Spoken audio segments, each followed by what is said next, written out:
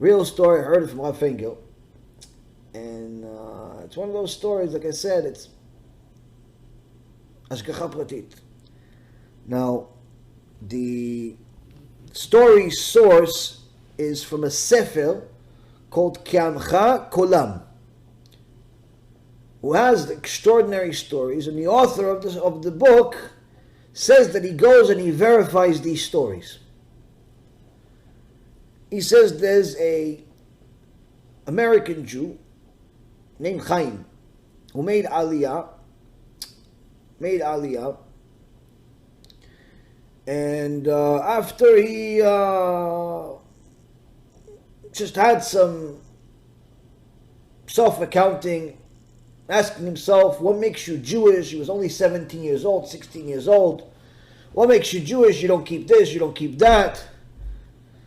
So what if you were in the Holocaust? So what if you had difficulties? So what is all this stuff? So what if your mom's a Jew? None of that stuff really makes you a Jew today. That's your past, that's your customs, that's your struggles, that's your, but what makes you a Jew today? He said, okay, you know what? In order to express my Judaism, I'm going to make Aliyah. I'm going to go live in Israel. So, he goes to Israel, and he goes to one of the kibbutzim. In the kibbutzim, they don't exactly teach you Bereshit bara Elokim et hashamayim et haaretz, and they don't feed you exactly kosher food. But one of the things that kibbutzim are good for, at the time at least, they were good, he says, they were good at helping traumatized Holocaust survivors that weren't able to go back into society for obvious reasons, especially the ones that were victims of the Malach HaMavet, also known as Mengele, who did all types of awful experiments on Jewish people. I had a book, or still have a book, I read different experiments, Hashem Yishmo. I mean, you never know such things. Anyway, so many of the Holocaust survivors were traumatized, not just for this, but for other things. And this Chaim says that one of the people in the older guys in the kibbutz was the guy everyone called Zalman. Called him Zalman. Now, he says Zalman wasn't really his name, but everybody called him Zalman because he didn't talk. Says Zalman was a Holocaust survivor. Holocaust survivor.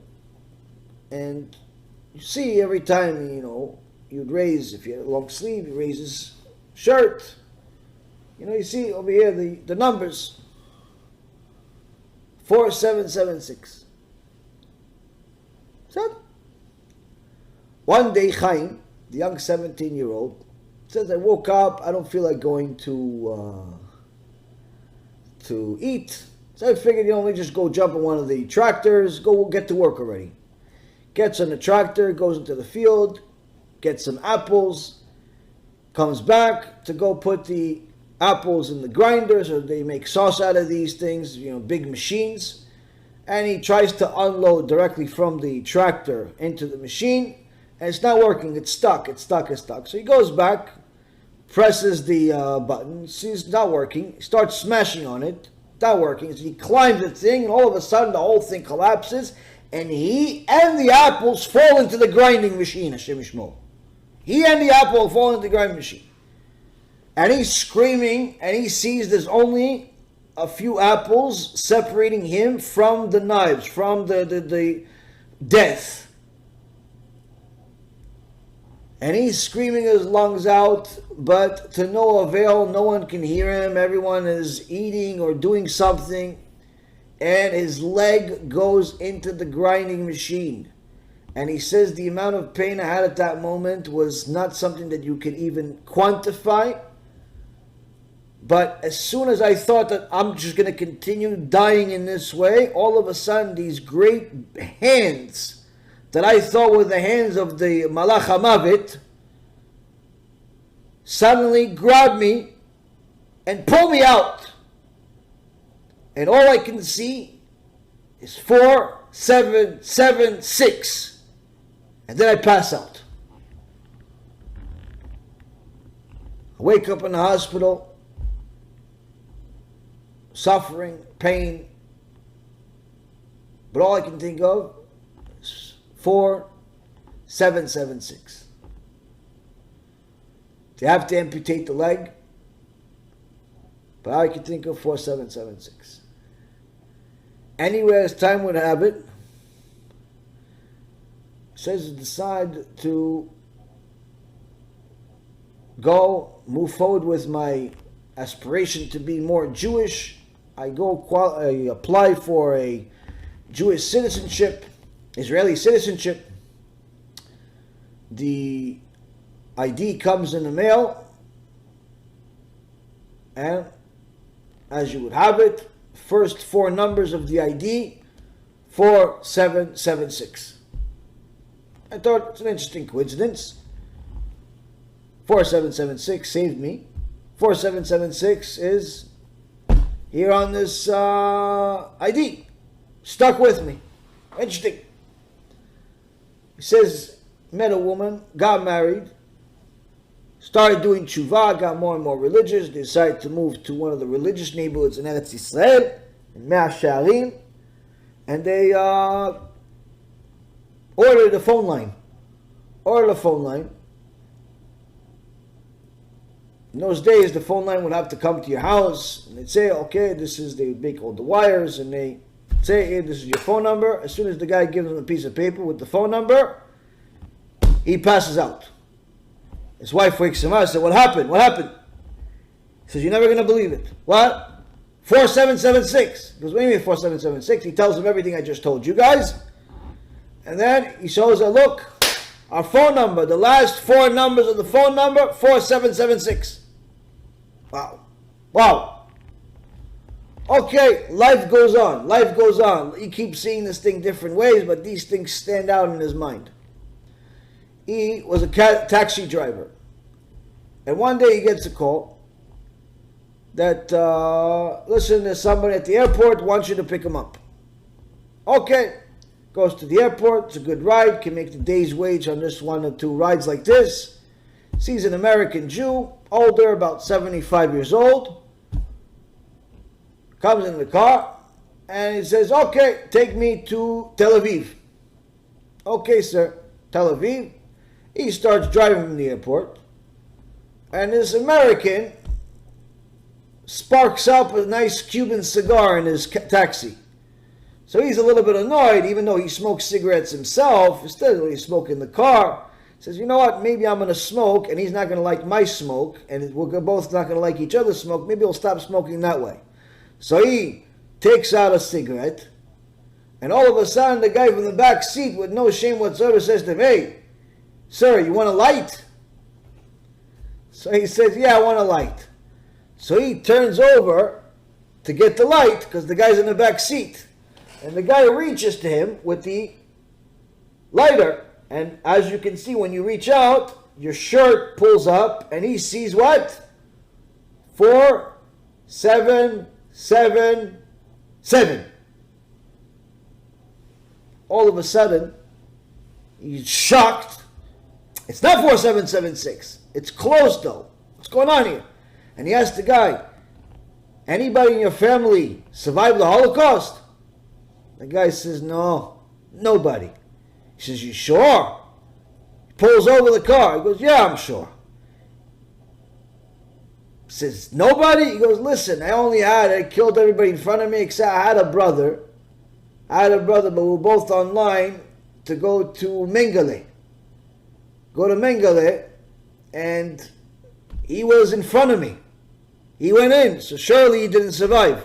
I was 477. I was behind him. Chaim did the counting. In his mind, there's something going on here. He turns around in the middle of the highway. He starts driving. The guy says, hey, where you going? He goes, shut up, I'm going, so I'll take you somewhere good. The American has no idea what's going on, but he goes with it. He's driving. Where's he driving? He's driving to the kibbutz. He hasn't been in the kibbutz in years, many, many years. He has no idea if Zalman is still there. But he says, I gotta try. He gets all the way to the kibbutz as you would have it at that moment. As he's pulling into the kibbutz, Zalman is sweeping in front of one of the dormits. One of the places. He's sweeping. He tells the guy, get out of the car. He goes, no, I'm not getting out. Guy has no idea what's going on. He goes, get out of the car. He goes, I'm not getting out. He gets out of the car. Chaim gets out of the car, opens the trunk, takes all of the guy's luggage and throws it on the floor. The guy gets upset. He gets out of the car. He goes, now that you're out of the car, come with me. He takes him, brings him next to Zalman, takes both of their sleeves and says, look. The two men look at each other's numbers, then look at each other, and Zalman says, Soli, you're still alive? And Soli says, Mendel, you too? And they start hugging and crying hysterically, because they both thought that the other one is dead for years. And Chaim finally understands what we only wish to understand. Ishtabach Shemo La'ad. Chaim finally understands how much Ashgacha Pratit we have in our life. How much Ashgacha Pratit we have in our life. He thought, okay, the 4776, it's nice, it's coincidence. There is no coincidence, Habibi. HaKadosh Baruch Hu, already when they were on the line in the Holocaust, about to be murdered in the most vicious ways, HaKadosh Baruch Hu already had a pitaron, already had a solution of how these two young boys are one day going to make up, get together, meet up, get together again as old men. But they're going to get together. How? He's going to use you as a vessel. And you're going to have to go to all the types of different things in order to become that vessel. Rabotai Karim, when a person understands what HaKadosh Baruch Hu says in the Torah, it's not such a milestone. Why? Hashem is very clear what he wants, what he doesn't want. When a person does what HaKadosh Baruch Hu says, that's a milestone. But when a person does what HaKadosh Baruch Hu says, even if he doesn't understand, that's even a bigger milestone. Why?